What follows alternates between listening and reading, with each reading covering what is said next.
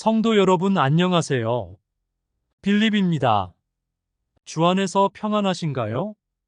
오늘도 저와 함께 하나님 여호와가 사람의 통치자이심을 확인하는 시간을 갖겠습니다.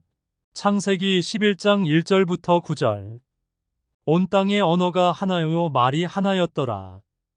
이에 그들이 동방으로 옮기다가 신할 평지를 만나 거기 거류하며 서로 말하되 자 벽돌을 만들어 견고히 굽자 하고 이에 벽돌로 돌을 대신하며 역청으로 진흙을 대신하고 또 말하되 자 성읍과 탑을 건설하여 그 탑 꼭대기를 하늘에 닿게 하여 우리 이름을 내고 온 지면에 흩어짐을 면하자 하였더니 여호와께서 사람들이 건설하는 그 성읍과 탑을 보려고 내려오셨더라.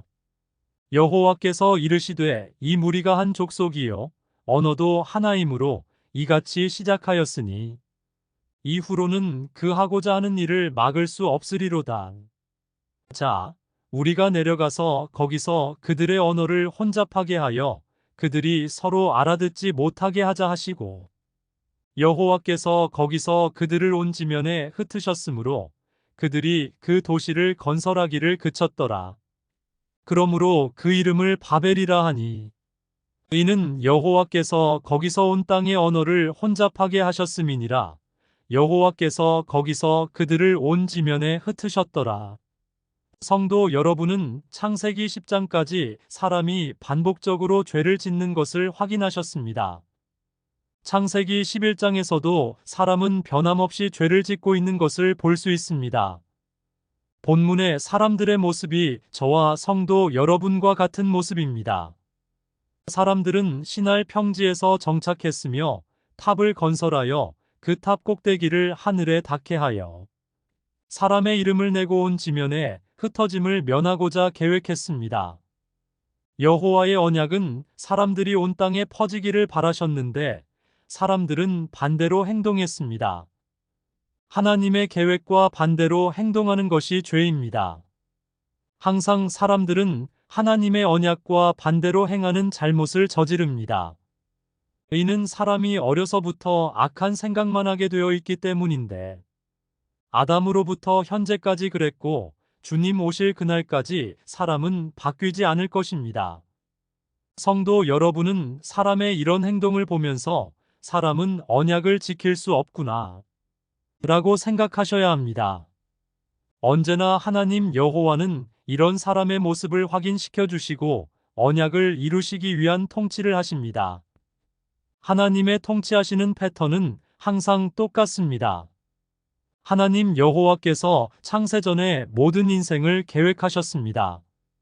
사람이 자신의 과거를 되돌아보면 실수와 실패하는 경우가 있었을 것입니다. 이런 경우를 하나님 여호와께서 섭리하셨다고 생각하느냐 아니냐에 따라서 성경 해석과 인생 해석이 크게 달라집니다. 성도 여러분이 이런 사실을 아셔야 모든 것에 희망적인 해석을 할 수 있습니다. 성도 여러분의 소원은 하나님께서 계획하신 것입니다. 빌립보서 2장 13절에 너희 안에서 행하시는 이는 하나님이시니 자기의 기쁘신 뜻을 위하여 너희에게 소원을 두고 행하게 하시나니 라고 하셨습니다. 이렇게 성경에 명확히 나오는데 내가 잘못 계획해서 잘 안 되는 거야 하나님께 더 기도를 했어야 했어 라고 생각한다면 될까요? 아담으로부터 현재까지 사람의 환경을 지배하신 분은 하나님 여호와입니다. 요즘 기상이변이 심해서 사람들이 탄소 배출을 줄이기 위해서 노력 중에 있습니다. 그런데 쉽게 해결될 것 같지는 않습니다. 모든 사람이 노력해야 하는데 권력자들이 관심을 갖지 않습니다. 마태복음 24장 6절부터 8절 난리와 난리 소문을 듣겠으나 너희는 삼가 두려워하지 말라. 이런 일이 있어야 하되 아직 끝은 아니니라.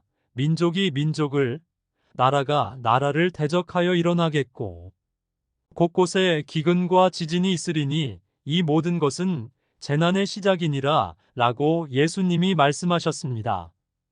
현재의 환경이 좋아지든 예수님의 말씀처럼 되든지 하나님께서 성도 여러분을 인도하시고 계십니다. 이는 하나님의 계획이 이루어지고 있음을 말해줍니다. 만약 성도 여러분이 어려움 가운데 있다면 하나님이 피할 길을 주십니다. 하나님은 성도 여러분에게 감당할 수 있는 어려움을 주시고 피할 지혜도 주십니다. 어려움은 신앙, 인간관계, 돈, 직장, 신체의 질병 등 여러 가지가 될 수 있습니다. 이러한 문제들은 사람이 죽기 전까지 반복됩니다. 하나님께서 사람의 삶을 이렇게 정하셨습니다. 이는 하나님께서 성도 여러분을 죽기까지 사랑했음을 깨닫게 하시려는 것입니다. 이 세상에서 행복하게 살 수 있는 방법은 예수님을 영접하고 하나님을 배우는 것입니다. 다른 방법은 없으니 얄팍한 상술로 성도 여러분을 괴롭게 하는 지도자를 멀리 하십시오. 하나님께 돈을 많이 받는 방법은 사람이 어떤 행동을 하느냐에 달려있지 않습니다. 성도 여러분 앞에 나와서 조상이 지은 죄가 있어서 그렇다느니 하나님 앞에서 이런 행동을 하면 돈을 맡기실 거라고 하는 자를 멀리 하십시오. 심리 전문가의 말에 의하면 한국인이 사기를 당하는 확률이 다른 나라 사람들보다 높다고 합니다. 이는 교회 공동체 안에서도 일어나는 일이니 사람을 믿지 마시고 예수님을 믿으세요. 성도 여러분 앞에 서서 말씀을 하는 자도 성도 여러분과 다를 바 없는 사람입니다.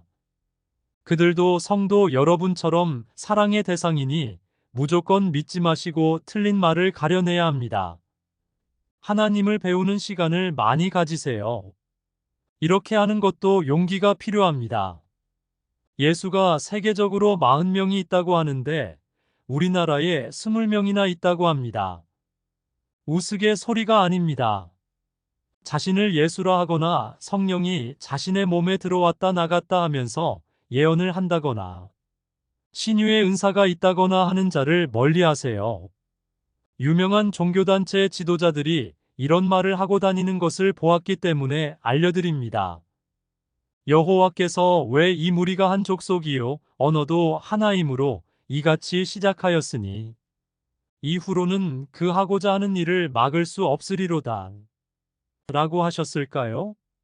마치 사람의 언어가 하나고 한 족속이라서 성읍과 탑이 세워지고 나면 사람의 행동을 막을 수 없는 것처럼 착각할 수 있는 대목입니다. 이는 하나님께서 창세전에 계획하신 것을 미리 말씀하시고 이루시려는 중에 하신 말씀입니다. 하나님께서는 하나님의 속성 중에 전능성으로 인해 뭐든지 하실 수 있는 분입니다. 자유의지를 가지고 있는 사람의 행동을 막을 수 없다는 것으로 이해하는 경우가 많습니다. 성읍과 탑을 다 건설해도 사람들의 언어를 혼잡하게 하여 서로 알아듣지 못하게 함으로 온 땅에 흩으실 수 있는데 말입니다. 성읍과 탑을 세운 것과는 아무런 관련이 없습니다. 만약 관련이 있다면 더 어려운 계획인 마지막 심판 후에 세상의 종말을 어떻게 이루실 수 있을까요? 하나님은 원하는 것이면 무엇이든 하실 수 있는 유일하신 분입니다. 구독, 좋아요, 알림 설정은 유튜브 제작에 큰 힘이 됩니다. 시청해주셔서 감사합니다.